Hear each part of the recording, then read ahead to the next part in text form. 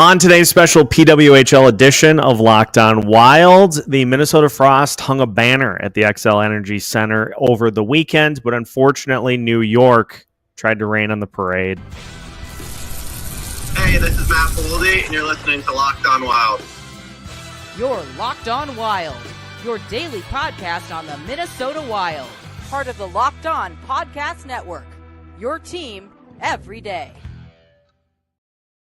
What's happening, everybody? Welcome into a special PWHL edition of Locked On Wild. We are your daily Minnesota Wild and PWHL podcast, part of the Locked On Podcast Network. We are your team each and every day, and we thank you for making Locked On Wild your first listen each and every day as well. Make sure you subscribe on YouTube and your favorite podcast platform so you don't miss out on any new episodes throughout the week. Today's episode of Locked On Wild is brought to you by FanDuel. You can start the season with a big return on FanDuel. New customers can place a $5 bet, and you'll get started with $150 in bonus bets if you win your first $5 bet. Visit FanDuel.com to get started. On today's episode of Locked On Wild, Alexis Pearson joins us as we take a look at the banner raising for the Minnesota Frost. We'll talk about the celebration and a close-fought game against New York that unfortunately went the way of the Sirens. We'll take a look at tonight's game against the Fleet as well. A lot to get to here today. My name is Seth Toupal, host of Locked On Wild, and I bring in my good friend Alexis Pearson, keeping us up to date on the PWHL and the Minnesota Frost each and every week throughout the season. And Alexis, we get to go right into uncharted territory because us as fans of Minnesota teams and those that cover Minnesota teams, we're not used to banner ceremonies. We're not used to presentations of championships. And the Minnesota Frost had a nice start to their season as they celebrated all their achievements last year to usher us into this season for the PWHL. So you had a chance to get a bird's eye view of all of those festivities. Just tell me about what it was like and, more importantly, how it was received by the fans. Yeah, it was really, really cool. I mean, again, this is not only taking aside the joke of like, as Minnesotans, we never get to witness this. This is just a rare thing to get to witness in general. I mean, for people even who work in sports and have worked in sports for a while, it's not every day you get a chance to be a part of a media group or at the arena when that banner is raised for any particular team. So it was just a really cool moment because it's one of those times in your career where you're like, I don't know if I'll ever see this again. This might be the only time I'm here in person witnessing something like this happen. So it's kind of just one of those cool, like, you check yourself type moments, like, wow, this is really neat. And the league did a great job. I thought it was a really well done ceremony. I thought they did a great job with setting the mood, setting the vibe. The banner looked really cool. And it was really fun watching the players kind of get to absorb and enjoy that moment as well, because of course that's like the best part is kind of watching them. You can see the wheels turning in their head as they kind of relive all those moments that got them there. And it was really, really, really special. Like you said, unfortunately, they're not able to pull out the win in that game, but it was really cool to be a part of it. And when you work in sports as a sports fan, and I know this took me a while to get to this point, but when you work in sports as a sports fan, you have to be able to shut off your emotions sometimes because you're there to work. So even though you might be covering teams you love or covering sports you love or being a part of really emotional moments, even if it's not a team that you particularly root for, you have to find a way to sometimes shut off your emotions. And as an overly emotional person and a diehard sports fan, that was one of the hardest things for me when I started this career was you're there to work. You're not there to necessarily enjoy the game or to get caught up in it all. You're there to do your job. And this was one of those moments where watching that banner go up, I let my emotions just happen because it's cool. You're sitting there and you're like, man, this is what sports are all about. This is what every team wants to get to at some point and multiple points in their history. So I teared up a little bit watching the whole thing happen and just felt really cool to be there to witness it firsthand. And of course, the Frost could not have started the game off any better either, as Grace Zumwinkle scored 21 seconds into period number one to give the Frost the lead, and of course they add to that on Kendall Coyne-Schofield's first goal of the season. So a great start to the game for the Frost as they hit the ground running quite literally and gave the fans something to cheer about right off the bat. Yeah, Zumwinkle's goal was the fastest goal in PWHL history officially. We got the email from the PR department like by the first intermission. So that was really cool to be able to boast that throughout the rest of the broadcast. And yeah, it was a great way to start. You just got the banner raising ceremony done. Everybody's excited to watch PWHL hockey again in Minnesota. You get to see these jerseys out on the ice for the first time. So many cool things happening. And before we could even get like settled in the broadcast, we're already just breaking down and discussing a goal that happened. So really fun way to start the game if you're a Minnesota fan. And the cool part is Zumwinkle in the home opener last year against Montreal had a hat trick. So it's like, all right, these stories are already like copy and pasting from last year. You're thinking, are we going to see some magical thing again this season or this game? And so it's fun to see that. Kendall Coyne-Schofield adds the goal on to make it a 2-0 game, which was fun to see the captain get in on the scoring. And it felt like the Minnesota Frost weren't going to look back from there. And the New York Sirens had other ideas and found a way to get back into the game. But it was interesting from start to finish. There was a few lead changes. It went back and forth. And of course, we got a little bonus hockey in game 1 of the season. You can never have too much hockey in my estimation. But what did New York do to be able to pull the game back into their favor? Obviously, they scored twice in the second, and they scored in the third to take the lead. And like you said, it was a hot start for the Frost, and then all of a sudden you look up at the scoreboard and you're down 3-2. What did the Sirens do to be able to just get things back on their side of the ice? Well, Minnesota was all over them in that first period. Minnesota came out as a better team. They got rewarded with a couple goals. They were skating faster. They were quicker to pucks. Everything was kind of going their way in that first period. I want to say the Sirens only had like 4 shots on net at the end of 1, and Minnesota, they had double, triple that. So it was very lopsided in period 1.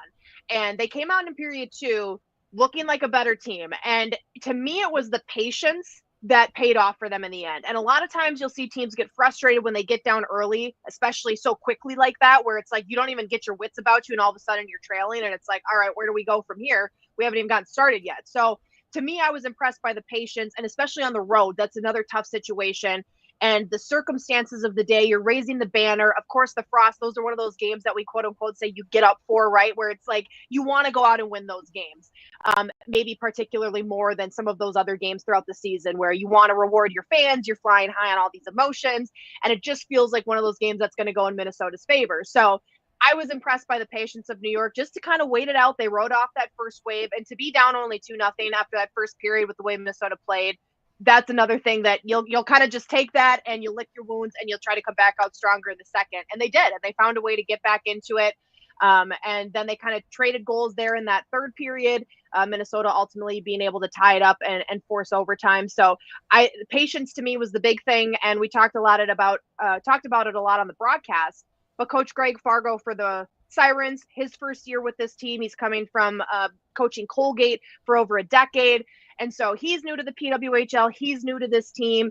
And I wasn't shocked the first period went the way it did, given all those circumstances. New coach on the road, banner raising ceremony. It kind of worked out how I expected. But whatever he said in the locker room at first intermission, the switch flipped for the ladies, and they came out stronger and found a way to make it a game against Minnesota. And, this is going to be something that the Frost will go through all season, because being the team that won the Walter Cup, and especially the first one, we talk about that target on your back. And so teams go in, especially going to the X to take on the Frost in their home building. You're going to get a swing. You're going to get a right hook from the Frost, and you're going to get a response, because every team is gunning for the Frost to dethrone them as champions. And so New York is the first team to be able to land a blow. But this is, in my estimation, having covered the Wild for the last few years, it's the exact same thing. It's like you get to where you're the team that everybody's trying to beat, and it's just a matter of taking that and responding to it. Something that the Wild have done a lot of is responding to adversity, and the Frost, the run that they made last year, this is going to set them up to be able to weather those types of moments this year.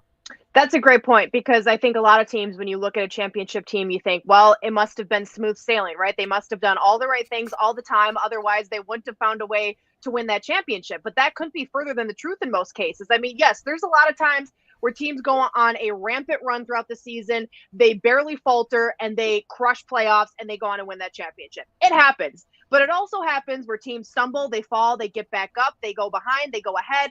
And it's this rocky season where you're going up and down all year long, and you just find a way to weather those storms and win when you need to, and ultimately win that championship. And that's what it was for Minnesota last year. I mean, we talked about it in the first show that we did last week, Seth, where it wasn't always pretty for Minnesota last year. They went on some, ugly runs, and it had some ugly games where it wasn't going their way, and they backed into the playoffs. So this is a team who is already used to having to fight, even though they won that championship. And that is going to bode well for them this season, because everybody is going to want to beat the champs. And New York found a way to get that done in game one. But the best teams out there in sports are able to weather those storms. The best teams are able to push through that, aware they have a target on their back, and still find a way to fight and win those games. So I was impressed by Minnesota's effort to come back even after New York tied it up and gave them a good fight there. They did obviously ultimately fall short, but I did think it was a good, battle back and forth between those two teams in game one. Yeah, most definitely. And it sets up a matchup tonight, a rematch of the finals from last year. Boston come into town. So we'll talk about the game, and we'll also talk about later on in the show, the Sirens got the win against the Frost, but it came at a price. We'll talk about some roster moves that the Sirens made after the game on December 1st, and also some teams to watch out for in the PWHL. All of that coming up as we continue today's special PWHL edition of Locked On Wild after this.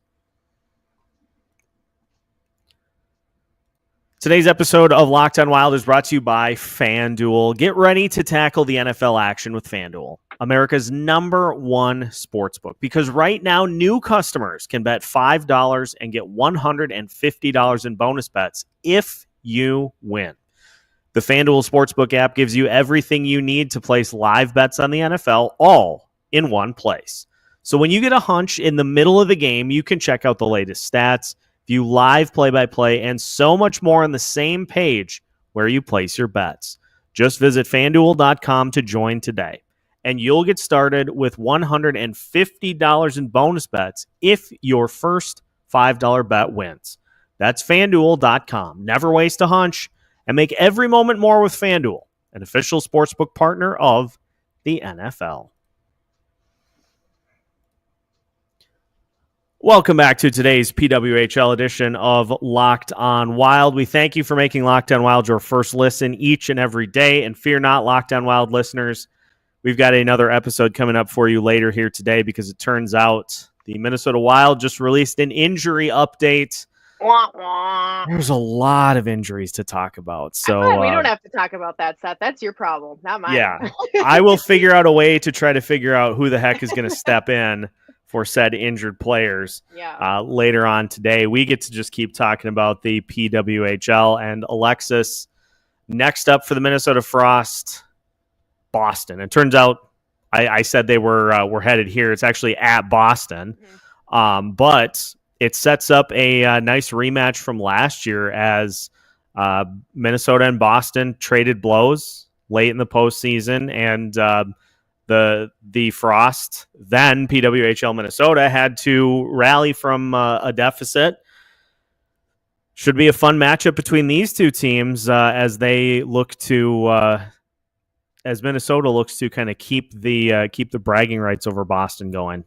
Yeah, one of the biggest talking points in sports, and I think something fans look forward to every year, is that first championship rematch after a new season starts. And Minnesota and Boston get a chance to do that in game 2 of this season here. Both teams coming off losses, and both teams in kind of similar ways. We obviously just broke down what happened in the Minnesota and New York game, but Boston against Toronto opened the PWHL season as the first game of the overall season, and Boston scored the first goal and then gave up 3 unanswered to the Toronto Scepters to ultimately drop that one. So very similar to Minnesota, scoring early and then giving up some goals to ultimately fall short. So Boston comes away with no points with the regulation loss, compared to Minnesota picking up one in the overtime loss.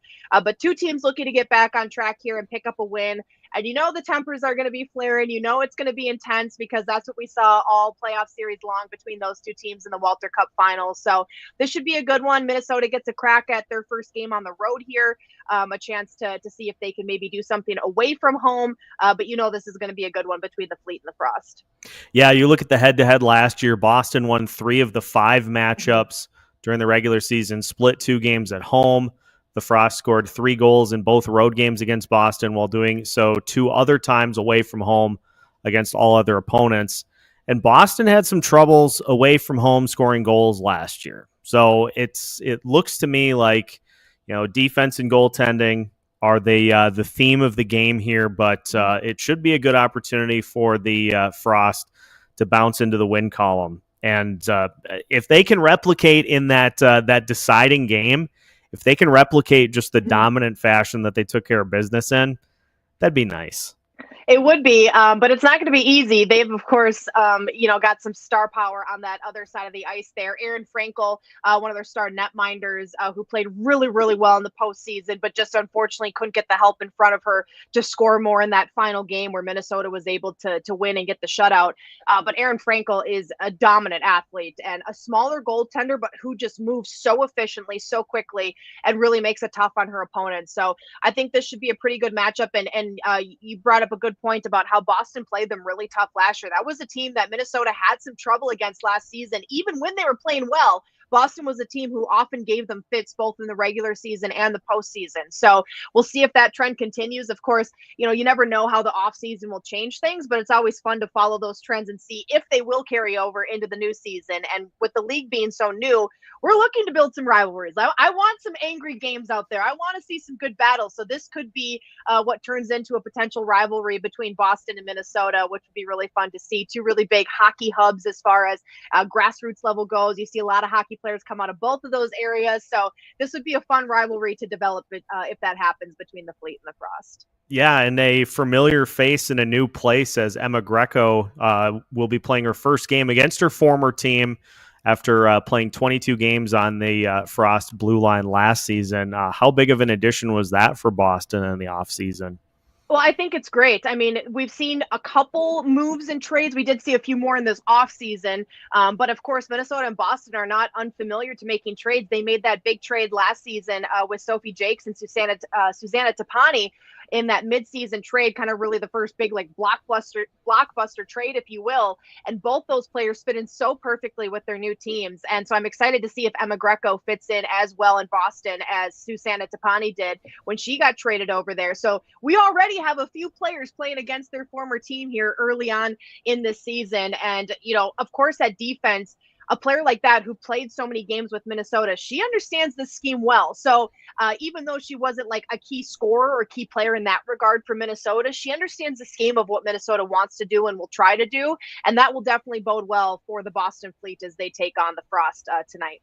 Yeah, should be a fun game between the two teams. And we hope that some of the heavy hitters for the Frost can take care of action. Just in looking at some of the game notes here, Kendall Coyne-Schofield had 4 points. Taylor Heisey had 4 points. Grace Zumwinkle had 4 points for the Frost against Boston last season. So if you're going to see a goal, probably going to be by one of those trio in this game tonight, which would be just great because that's who you want to see scoring the goals for the Frost here so far to start the season. Yeah, absolutely. You need your star players to be your star players. We've already got Grace Zumwinkle, Kendall Coyne-Schofield with goals on the season. Taylor Heisey still looking for that first goal of the season, but she's coming into the season a little banged up, so we weren't sure what to expect out of her. She told us on practice on Monday she's feeling great, so that's good to hear that she feels good about her injury heading into this season, but she might have a bit of a slower start as she kind of adjusts and heals back to 100%. But, the star players for Minnesota, as well as some of those second and third tier players, all stepped up in that series against Boston last year to help win. And Boston has some big names on their side as well. So, I mean, these are 2 heavy hitters, and Boston likes to play a physical game as well, which I think at times was what caused Minnesota a lot of issues. They were able to shut down some of those star players, which made it tough for Minnesota. So I think these 2 fit each other really well as far as they play 2 different styles of game, but it meshes so well together for such a fun game to watch, and I expect much of the same here tonight.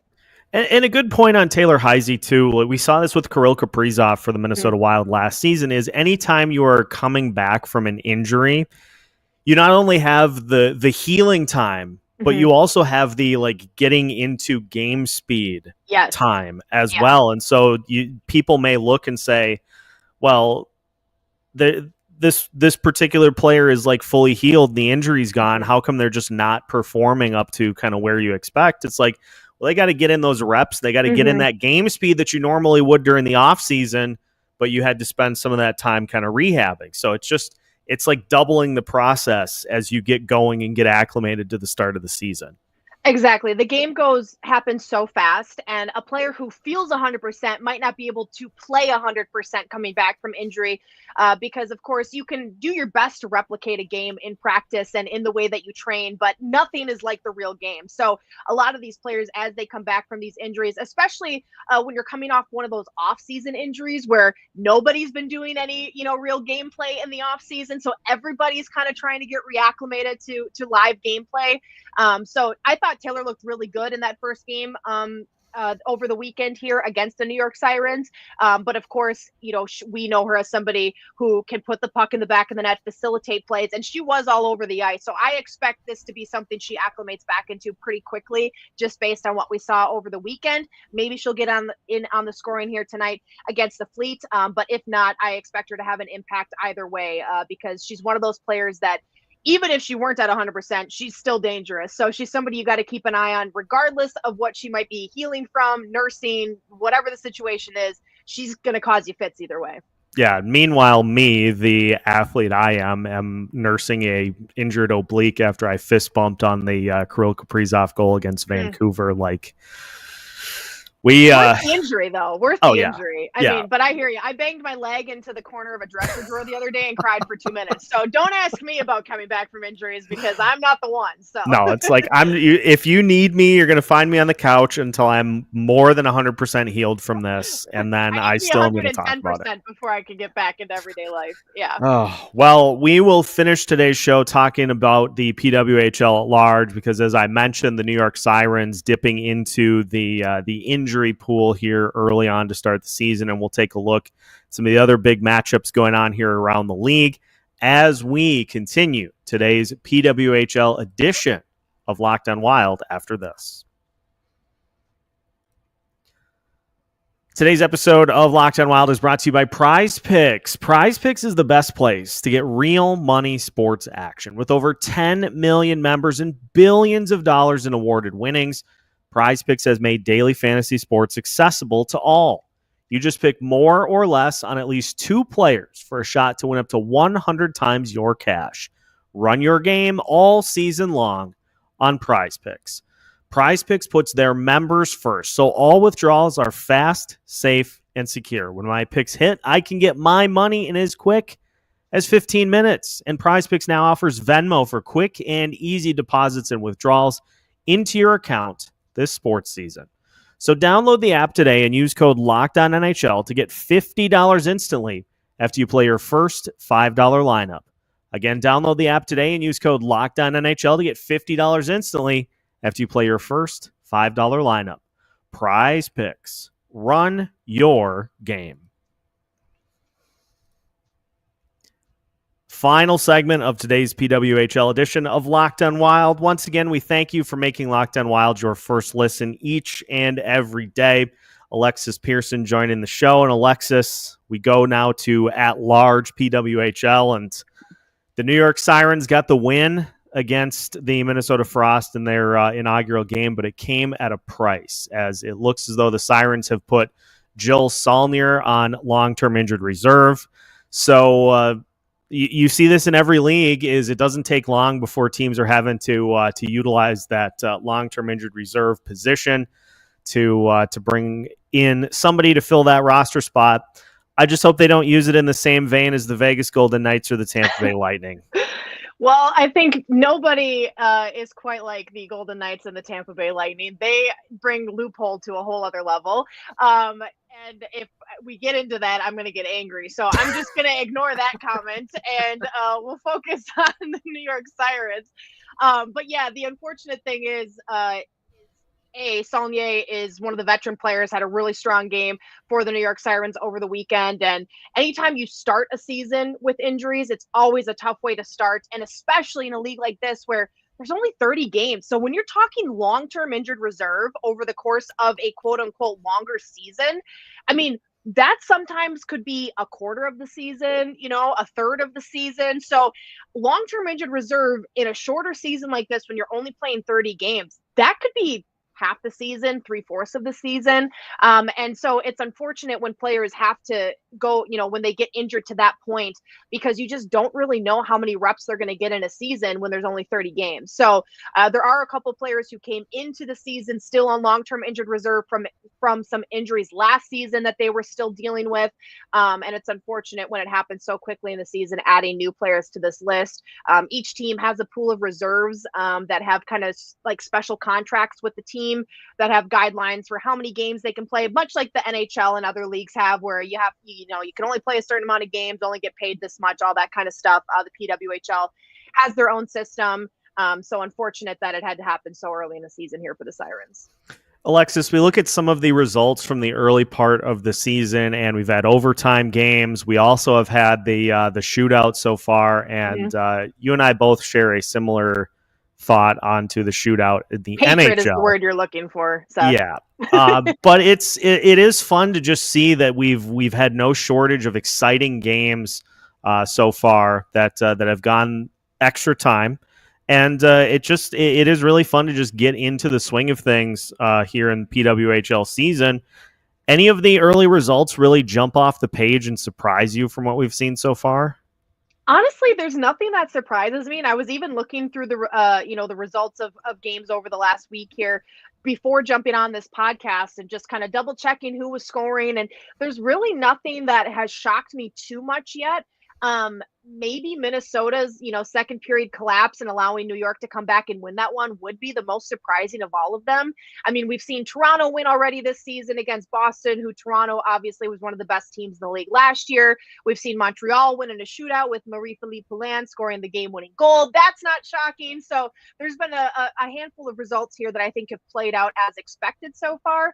And the teams that have already, played a couple games have won one, lost one. So nobody's really sweeping the board yet. Nobody's coming out and winning games 4, 5, 6-0 yet. Everything's been pretty close. Everybody's gotten, a few goals so far in the season. We've seen some go the distance, go into overtime or a shootout. So far, everything is pretty as expected. I'm sure that will change as the season goes on and more games happen, as some teams fall off and some teams climb up. But as of right now, I'm not really shocked by anything that we've seen in the first few games. Well, and it's just goes to show you, we talk about this in the NHL, and it reigns true in the NBA as well, because you're playing more games, and so you're trying to get into a rhythm, but like you said, it's a 30-game season, and so you're tight-roping between, well, we need a few games to kind of figure out who we are and where we're at as a team. Yeah. But you also don't want to fall too far behind the 8 ball. You don't want to turn this into the Nashville Predators, where all of a sudden you're like, "Oh my God, are we going to climb our way out of this?" What is going on with them, by the way? Holy cow! Yeah, I could spend a whole show trying to figure it out, and I still would not be able to get it because there are so many things that are wrong with that roster. And so it is interesting to just say, hey, we've got 30 games. We maybe are going to take 5 or 6 to really figure out what we are before we start to react to the results. And also, this league is still a 6-team league. So it is interesting just to see kind of how things unfold in the early stages and which teams are like, hey, we really gotta pull it together, and which teams are like, we're in pretty good shape. Yeah, that's the beauty of a 30-game season, is you have less wiggle room. You have to be sharper quicker because you don't have a lot of time to waste. If you go on in an 82 NHL game season, if you go on a 10-game losing streak, you can still make the playoffs, no problem. It's not going to be easy, and it's probably not a good look to lose 10 games in a row, but you can by all means go on and make the playoffs still. In a 30-game season, if you lose 10 games in a row, I don't know about that. You might not find yourself in the postseason, and if you do, you might not have enough time to kind of recover from that and put together a good postseason. So that's what I love about a shorter season. Of course, we all want more games, and I know the league is moving in that direction. We added more games this season, but in a 30-game season, there's less room for error, less wiggle room. You have to be sharper quicker. And I really think that helps the better teams shine. And there's a lot of parity in this league still. We saw it last season with the way some teams went on winning and losing streaks. We saw it in the postseason with the way things played out with Minnesota beating Toronto. So we've seen that there's still parity in a 30-game season, but definitely there is much less wiggle room for these teams. And that goes back to injury, right? That's why injuries are so much greater, because if you lose a player for 10 games, that's a third of the season already gone by. That's a big loss to have a player gone for that long. So it's really fun to see kind of how these first couple games have played out, knowing that even though we're only a couple games in, these already could be the trends we see follow through for the remainder of the season. Yeah, it's pedal to the metal, and I know we want to see more teams, we want to see more games, we want to see more crazy rules. But I'll just say a phrase that I think is going to really ring true with this league is in due time. Yes. In due time, these things will happen, and they'll continue to build off their success, and we just get to sit back and watch things unfold. And we'll see how things go for Minnesota here tonight against Boston. But Alexis, thank you for joining. As always, really looking forward to these on a weekly basis to just keep everybody in tune with what's going on in the PWHL. Yeah, thanks so much. I'm looking forward to it. Of course, once we get deeper in the season, we'll have more trends, more things to break down, way more to talk about. Just about 5 or 6 total games into the season at the point that we're recording this right now. So much fun still to be had this year, and really looking forward to how things play out for all these teams in the PWHL. Listeners, make sure to subscribe so you don't miss out on any of these and our normal Minnesota Wild episodes of Locked On Wild, because we got you covered for both. So make sure to stay tuned so you don't miss out on any new episodes throughout the week. We've got you covered every Monday through Friday as part of the Locked On Podcast Network.